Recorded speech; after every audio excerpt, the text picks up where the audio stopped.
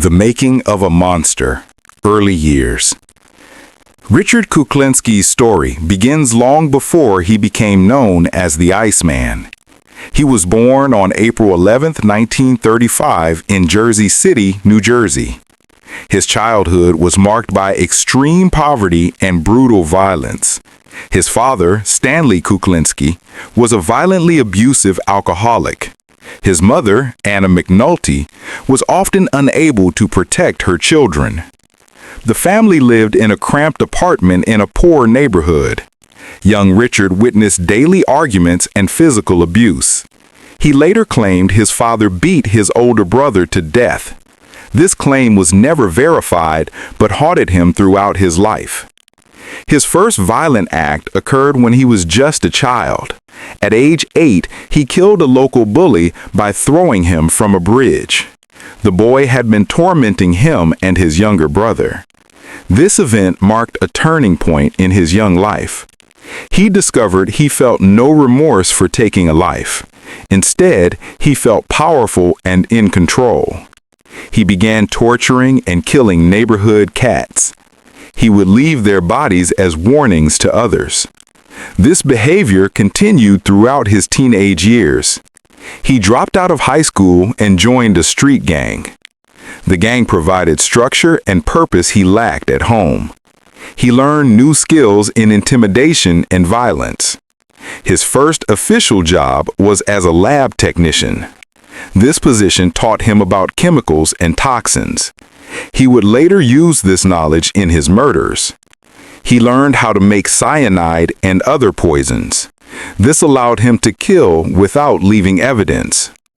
In 1950, he met his future wife, Barbara Pedrisi. They married when he was 26 years old. They had 3 children together. Barbara knew nothing about his criminal activities. To her, he was a loving husband and father. He provided well for his family through legitimate businesses. He ran a pornographic film duplication service. This business served as a front for his real work. Through his business, he met members of organized crime. The Gambino crime family noticed his particular talents. They appreciated his cold efficiency and discretion. Roy DeMeo became his primary contact in the mob connection, becoming the Iceman. Richard Kuklinski's entry into organized crime was gradual but inevitable. His reputation for violence caught the attention of New York's crime families. The Gambino family, under boss Roy DeMeo, saw his potential. DeMeo ran one of the most ruthless crews in mafia history. His base was the Gemini Lounge in Brooklyn. This bar served as a front for murder and dismemberment. Kuklinski fit perfectly into DeMeo's operation. He was assigned his first official hit in the early 1970s. The target was a small-time criminal who owed money. Kuklinski used a tire iron to complete the job. He showed no emotion during or after the killing. This cold efficiency impressed DeMeo immediately. Kuklinski quickly became a valued asset. He was paid $5,000 for his first contract killing. The money was life-changing for his family. He could finally provide the lifestyle he wanted for them. He bought a comfortable home in New Jersey. His wife believed he worked in film duplication. She had no idea about his real source of income. Kuklinski developed a signature killing style. He preferred methods that left little evidence. He became expert with poisons and chemicals. His background as a lab technician proved valuable. He would lace food or drinks with cyanide. Victims would die quickly and silently.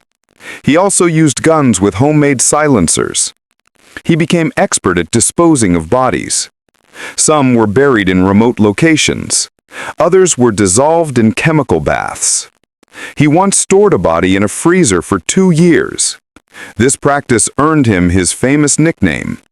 Another hitman saw him moving the frozen body. The name Iceman stuck throughout his career.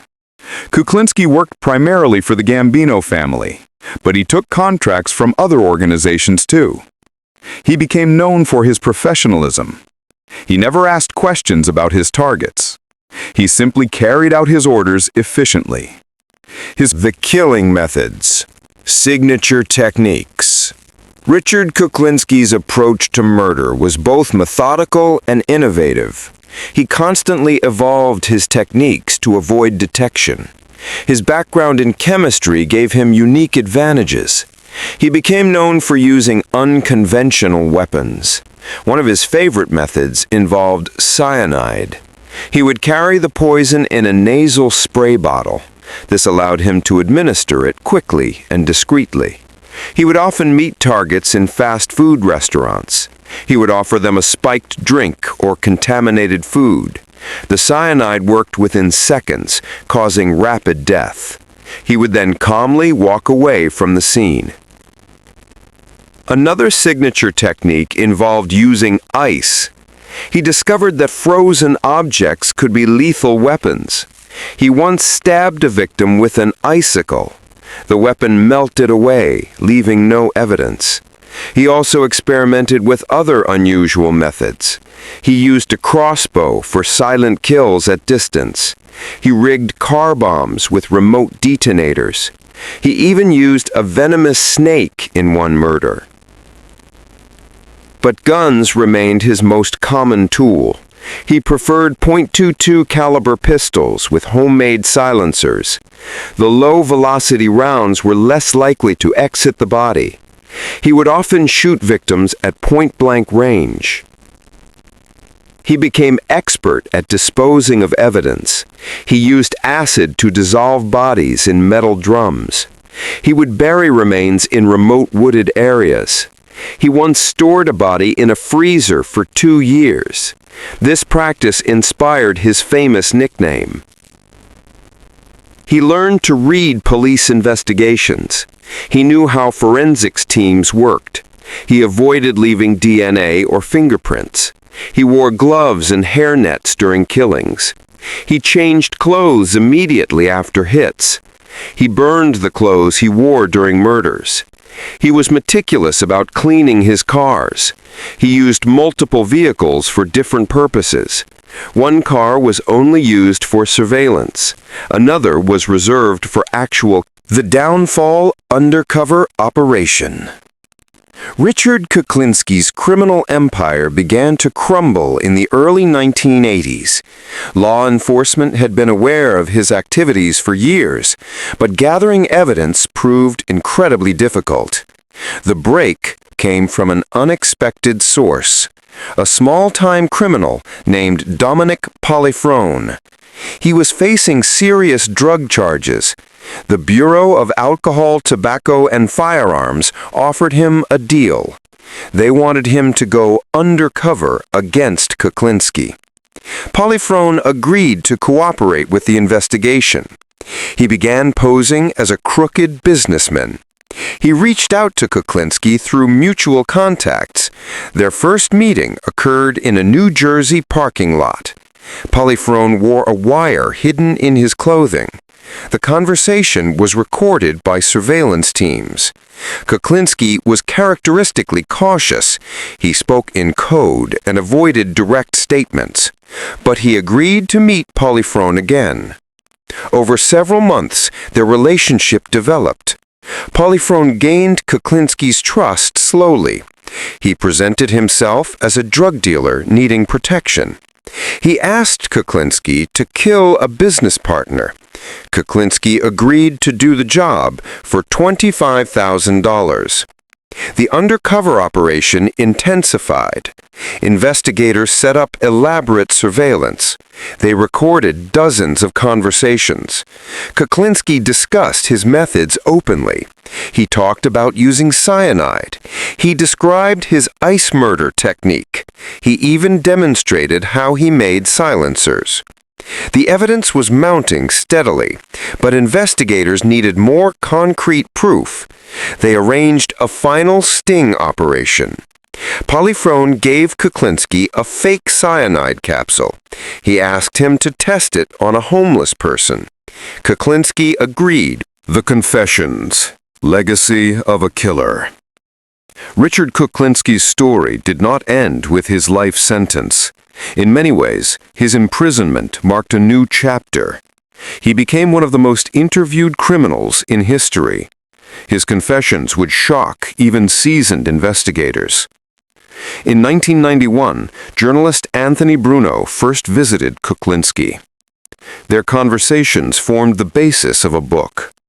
Then came HBO's documentary team in 1992. They recorded hours of interviews with the killer. Kuklinski appeared calm and articulate on camera. He described murders in graphic detail. He showed no remorse for his victims. He spoke of killing as a business transaction. His cold demeanor fascinated viewers. Psychologist Dr. Park Dietz also interviewed him extensively. Dietz was struck by Kuklinski's intelligence. He noted the killer's ability to compartmentalize. He could discuss murder without emotion, then speak lovingly of his family moments later.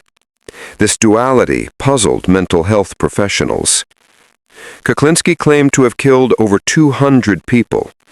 He described victims from various states. He said he traveled widely for his work. Some claims were verified through police records. Others remained impossible to confirm. He described one particularly chilling murder. He claimed to have killed a random stranger, just to see if he could get away with it. The man was simply in the wrong place. This story highlighted his lack of empathy. He also claimed connections to famous crimes. He said he was involved in Jimmy Hoffa's disappearance. He claimed knowledge of other mafia hits. Most of these claims were never proven. Some investigators believed he exaggerated. They thought he enjoyed the attention. His celebrity status in prison was undeniable. He received letters from around the world. Some were from admirers. Others were from people seeking answers. Families of missing persons contacted him. They hoped he might know something. He rarely provided useful information. His health began declining in the early 2000s. He developed heart problems and diabetes. Prison life was taking its toll. Yet he continued giving interviews when possible. In 2003, he spoke with former FBI agent Robert Ressler. Ressler was a pioneer in criminal profiling. He found Kuklinski particularly fascinating. Their conversations revealed new details. Kuklinski admitted to his first murder at age 14.